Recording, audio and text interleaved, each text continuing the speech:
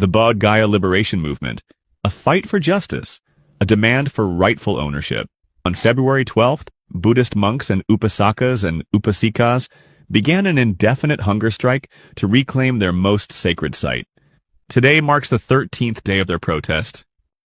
But why is this happening? And more importantly, why is the mainstream media silent? Despite this being a major movement, media houses have chosen to ignore it, fearing it might gain momentum and attract global attention. The voices of Buddhist monks and their supporters remain unheard, deliberately hidden from the world. But why? Bodh Gaya, the sacred land where Prince Siddhartha attained enlightenment and became the Buddha.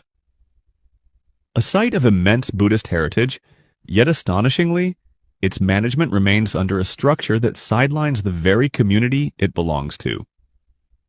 The Bodh Gaya Temple Act, 1949, governs the temple's administration through a 9-member committee, 4 Hindus, 4 Buddhists, and the district magistrate of Gaya as the ex officio chairman. But here's where the imbalance begins. The district magistrate, a government-appointed officer, is often a Hindu, and even if he is not, the act mandates that a Hindu must replace him as chairman. This ensures permanent Hindu control.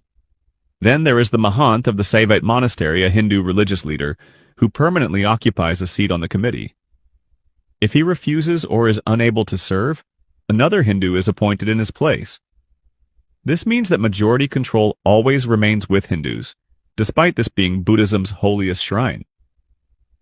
But what does history say about this site? Sir Alexander Cunningham, the father of Indian archaeology, in his book Mahabodhi, or the great Buddhist temple under the Bodhi tree at Bodh Gaya, provides undeniable evidence that Bodh Gaya is and has always been a Buddhist site.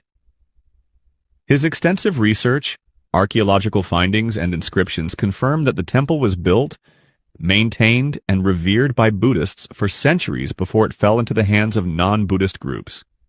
Yet today, the act ensures that Buddhists remain mere spectators in their own sacred land.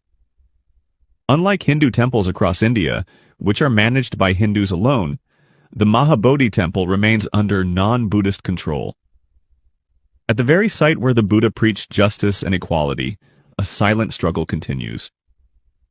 The Bodh Gaya Liberation Movement is not just a protest, it is a call for historical justice. A movement the media fears might become too big. A movement being hidden from foreign eyes. But the truth cannot be silenced forever. The question remains, shouldn't Buddhists have the right to